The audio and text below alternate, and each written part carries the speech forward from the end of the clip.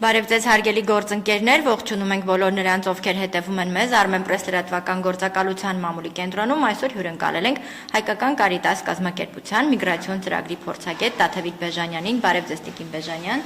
շնորհակալություն, որ այստեղ եք։ Մենք այսօր խոսելու ենք Ռուսաստանում մարտի 1-ից ուժի մեջ մտած օրենսդրական փոփոխություններից, որոնք կարող են ազդեցություն ունենալ միգրացիոն հոսքերի վրա։ Տիկին Բեժանյանը կներկայացնի մանրամասներ, այնուհետև կշարունակենք հարցերով, խնդրեմ։ Սիրով։ Շնորհակալ եմ հնարավորության համար եւ ուզում եմ ասել, որ այն փոփոխությունները, որոնց մասին խոսելու ենք, ուղիղ շարունակությունն են 2025 թվականի փետրվարի 5-ին ուժի մեջ մտած արտաքսման ռեժիմի կամ ռեժիմ վիսլկայի եւ վերահսկվող անձանց ռեեստրի մի փոքր հիշեցնեմ, որ փետրվարի 5-ից 2025 թվականին Ռուսաստանում ներդրվեց վերահսկվող անձանց ռեեստր, ինչը նշանակում էր, որ ոչ թե անձանց անունները որևէ պատճառով հայտնվում էին ինչ-որ ցուցակներում, այլ երբ անձը հայտնվում էր վերահսկվող անձանց ռեեստրում, նրա բանկային հաշիվները սառեցվում են եւ որևէ պետական գերատեսչություն նրան ծառայություն չի մատուցում։ Պետք է նշեմ, որ մարտի 1-ից սկսած այս գերատեսչություններին միացավ նաև հարկայինը եւ հարկային ծառայությունների նախ տեղեկանքի ձևը փոխվեց, որը այլևս թղթային տարբերակով չի, այն տրվելու է որպես էլեկտրոնային քաղվածք եւ հարկերի չվճարումը կամ նման բանի հայտնաբերումը եւս կարող է հիմք հանդիսանալ, որ անձը հայտնվի վերահսկվող անձանց ռեեստրում։ Այստեղ ուզում եմ մեր աշխատանքային միգրանտների ուշադրությունը հրավիրել այն հանգամանքի վրա, որ իրենց աշխատանքային պայմանագրում նշված աշխատավարձի չափը շատ էական նշանակություն ունի վերահսկվող անձանց ռեեստրում նրանց հայտնվելու հետ։ Ինչու՞։ Երբ մեր քաղաքացիները Ռուսաստանի Դաշնությունում կնքում են աշխատանքային պայմանագիր, շատ հաճախ կա այդպիսի պրակտիկա, որ գործատուն, որպեսզի շատ հարկեր չվճարի, կամ անձը, որը ֆիզանձի հետ է կնքում ծառայությունների մատուցման պայմանագիր, ինքը շատ հարկեր չվճարի, պայմանագրում նշվում է մի աշխատավարձ, իսկ աշխատողը ստանում է մեկ այլ գումար։ Եվ երբ որ իր աշխատավարձի չափ կամ ավելին փորձում է ուղարկել օրինակ Հայաստան իր հարազատներին, այստեղ տվյալները միանգամից փոխանցվում են միգրացիոն ծառայություն, այսինքն ոստիկանություն հասանելիություն ունի դրան, եւ անձը պետք է հիմնավորի, որտեղից են այդ գումարները, գումարների ծագումը, այլապես ինքը կհայտնվի վերահսկվող անձանց ռեեստրում եւ կարող է արտաքսվել։ Սա վերաբերվում է նաև նրանց, այն անձանց, ովքեր իրենց ամբողջ բրիգադի գումարը հավաքում են եւ մեկ ձեռքից, այսպես ասած, փոխանցում են բանկից բրիգադի անդամների ընտանիքներին։ Սա նույնպես կարող է հանգեցնել, որովհետև կստացվի, որ այդ մարդը իր ունեցած աշխատավարձից բազմակի անգամ մեծ գումար է փորձում փոխանցել, անգամ եթե տարբեր մարդկանց անուններով է դա անում, ուստի պետք է խնդրեմ, որ յուրաքանչյուրը իր գումարը փոխանցի, որպեսզի չհայտնվի այս խնդիրների առաջ եւ հետո չընկնի քաշքշուկների մեջ, երկար պարզաբանումներ տա, թե որտեղից են իր գումարների ծագումը, արդյոք դրանք կապ ունեն ահաբեկչական գումարների հետ, թե ոչ եւ այլն։ Այսինքն սա կարող է շատ լուրջ խնդրի առաջ կանգնեցնել, ուստի խնդրում եմ, որպեսզի այն աշխատավարձը, որը իրապես ստանալու եք, թող դա ֆիքսվի ձեր պայմանագրում եւ այո, թող գործատուն հարկեր վճարի այդ գումարից, բայց դուք չունենաք որևէ խնդիր եւ կարողանաք հանգիստ ձեր գործունեությունը ծավալել Ռուսաստանի Դաշնությունում։ Մարտի 1-ից սկսած դաշնային անվտանգության ծառայության կողմից կարող է նաև կապի օպերատորին կարող են դիմել կապի օպերատորին եւ անջատել միգրանտի հասանելիությունը հեռախոսի հասանելիությունը։ Սա է պայմանավորված նրանով, թե ինչ օրինակ հաղորդագրություններ կամ զանգեր կարող է անել տվյալ անձը։ Պետք է շատ զգույշ լինել այս հարցում եւս։ Այստեղ մի խնդիր կարող է ծագել, որ անգամ եթե դա լինի, չգիտեմ, թյուրիմացաբար, Մոսկվայում եւ Մոսկվայի մարզում շատ լուրջ խնդրի առաջ կկանգնի միգրանտը,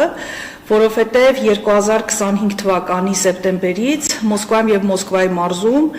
աշխատելու նպատակով մեկնող օտարերկրացիների, այդ թվում նաև Հայաստանի Հանրապետության քաղաքացիների համար միգրացիոն հաշվառման կանգնելու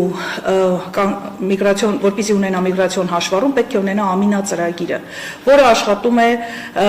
որը բջջային հավելված է եւ աշխատում է ինտերնետով եւ պարբերաբար թարմացումներ չանելու պարագայում անձը կարող է հայտնվել վերահսկվող անձանց ռեեստրում եւ հետագայում կարող է նաեւ արտաքսվել։ Ուստի այստեղ կարող են խնդիրներ առաջանալ, ես պետք է խնդրեմ, որ հնարավորինս ուշադիր լինեն իրենց կատարած զանգերի եւ բովանդակությունների հետ կապված իրենց խոսակցությունների։ Ներողություն, բայց այս կապի արգելքը ինչը կարող է հիմք հանդիսանալ խոսակցությունների թեման ինչը կարող է լինել, որ թեկուզ Այն ամենը ինչը կարող է Ռուսաստանի Դաշնության ֆեդերալ դաշնային ծառայությունը համարել անվտանգության սպառնալիք։ Շատ, այսինքն անգամ փոքրիկ համակրանքը Ուկրաինայի նկատմամբ կարող է դրա հիմք հանդիսանալ, պետք է շատ զգույշ լինել անգամ խոսակցությունների մեջ։ Ես պետք է նշեմ, որ Ամինա ծրագրի հետ կապված շարունակում են խնդիրները, որովհետև այդ ծրագրով ոչ միշտ է, որ այն հասցեն, որտեղ նշում է միգրանտը, իրականում քարտեզի վրա ցույց է տալիս, այսինքն անպայման պետք է բացել այդ քարտեզը եւ տեղում նշել այն հասցեն, որտեղ բնակվելու եք, որտեղ 3 օրից ավել այդ տարածքից բացակայելու պարագայում ծրագիրը ձեզ ցույց կտա, որ դուք չեք բնակվում այնտեղ, որտեղ հաշվառված եք եւ դա նույնպես վերահսկվող անձանց ռեեստրում հայտնվելու պատճառ կարող է լինել։ Ավելին, եթե իրապես ձեր հասցեն համապատասխանում է, դուք բնակվում եք, բայց պատրաստվում եք 3 օրից ավել բացակայել ձեր բնակության վայրից, պետք է ձեր հաշվառման տարածքային ոստիկանությունում դիմում գրեք, նշեք, որ դուք 3 օրից ավել բացակայելու եք։ Մի փոքրիկ դրական փոփոխության մասին էլ խոսեմ, որը էլի մարտից ուժի մեջ է մտել, Մոսկվայի եւ Մոսկվայի մարզից դուրս մյուս տեղերը, եթե անձը պետք է հաշվառվի եւ տանտերը հրաժարվում է միգրանտին հաշվառել իր բնակարանում, իսկ նա պարտավոր է, եթե միգրանտը իրապես բնակվում է այդ հասցեում, ուստի բնակարանատիրոջ համար նախատեսված է տուգանք, եթե նա հրաժարվում է միգրանտին վերցնել միգրացիոն հաշվառման 5000 ռուբլու չափով, իսկ եթե այդ անձը իրավաբանական անձ է կամ պաշտոնատար անձ է, ապա այդ գումարի չափը ավելանում է, դառնում է մինչև 500,000։ Այսինքն այստեղ կարելի է նաև մեր միգրանտներին կխնդրեմ, կարելի է նաև օգտագործել այս օրենքի հնարավորությունը եւ վարձակալության տրվող բնակարանի տիրոջը նշել, որ անպայման հաշվառում պետք է անեն, այլապես իրենք եւս կարող են տուգանքների տակ հայտնվել։ Շատ լավ։ Իսկ այն փոփոխությունը, որը վերաբերում է աշխատանքի ընդունելու քվոտային, ես մոռացա։ Այո, դա էլ է մարտի 1-ից ուժի մեջ մտել եւ մարզերին եւս տրված է հնարավորություն որոշել, թե իրենց մարզում ինչ աշխատանքի համար որքան օտարերկրացի կարող է ներգրավվել։ Եվ եթե այս պահին ավելի շատ են ներգրաված օտարերկրացիները, ապա գործատուն պետք է աշխատանքից հեռացնի եւ լրացնի այդ թափուր տեղերը ՌԴ քաղաքացիների միջոցով։ Այսինքն ավելի շատ նախապատվությունը տրված է ՌԴ քաղաքացիներին, քան միգրանտներին։ Եվ դա վերաբերում է բոլոր միգրանտներին, բոլոր երկրների, ոչ թե Հայաստանին կամ Այո, չէ, դա Հայաստանի դեմ ուղղված որևէ բան չկա, ինչի մասին մենք խոսում ենք, դա վերաբերում է օտարերկրացիներին, Ռուսաստանի Դաշնության տարածքում գտնվող օտարերկրացիներին։ Շատ լավ։ Իսկ այս աշխատանքային քվոտաների սահմանափակումը որքանով իր ազդեցությունը կարող ունենալ միգրացիոն հոսքերի վրա Հայաստանից աշխատանքային միգրացիայի մասին։ Ես կարծում եմ, որ մենք դա մի քիչ ավելի ուշ կտեսնենք, որտեվ ընդհանրապես վերջերս ես տեսա, որ քննարկվում էր, որ հնարավոր է լավ կլինի, եթե դա չանդրադառնա ԵԱՏՄ քաղաքացիների վրա, ես հույս ունեմ, որ դա կընդունեն, եթե ոչ, ապա անպայման կունենա այդ ազդեցությունը եւ մենք առաջիկա 2 ամսվա ընթացքում, որտեղ նոր են միգրանտները մեկնելու Ռուսաստանի Դաշնություն, մարտ-ապրիլ ամիսներն ամենաակտիվն են, որ մեկնեն ՌԴ, եւ դրանից հետո, եթե այդ քվոտաները, որը անշուշտ տարածվելու է նաեւ շինարարության ոլորտի եւ ծառայությունների վրա, ես կարծում եմ, որ մենք այդ ազդեցությունը կտեսնենք։ Պետք է նշեմ, որ 2022 թվականից հետո մեզ մոտ նկատվում է տենդենց դեպի ՌԴ միգրացիոն հոսքերի նվազման։ Եթե մենք 22 թվականին, 23-ին նաև որոշակի խոսում էինք 95-ից 100,000 աշխատանքային միգրանտների մասին, ապա այդ թիվը հիմա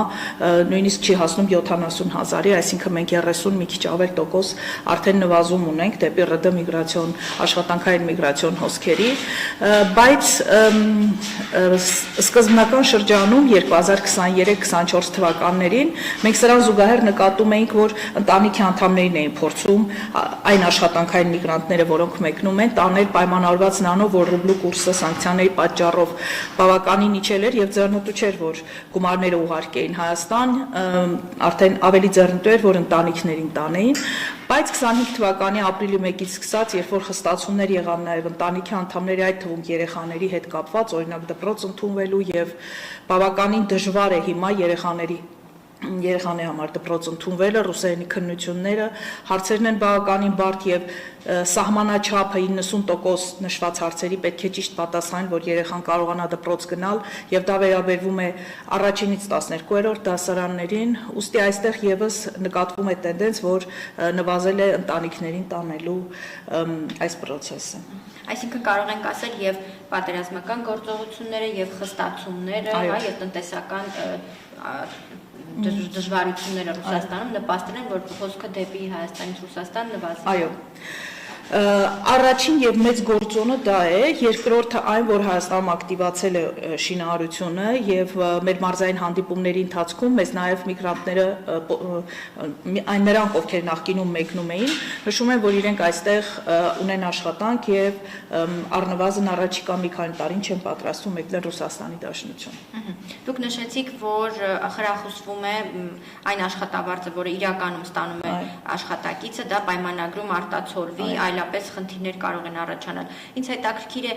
գործատուների կողմից ինչ արձագանք կա, արդեն ունեք, չգիտեմ, նույն աշխատակիցների հետ զրույցներ կողմ են, որպեսզի գրանցվի այդ ամբողջական գումարը, թե դեռ շրջանցելու միտումը կա։ Այդպիսի տվյալներ չունեմ, բայց ես կարծում եմ, որ քանի որ գործատուների համար եւս ստուգանքներ են նշանակված, այսինքն եթե բացահայտվում է, որ աշխատողի համար պայմանագրում նշված է մի գումար, բայց ինքը ստանում է մեկ այլ գումար, միայն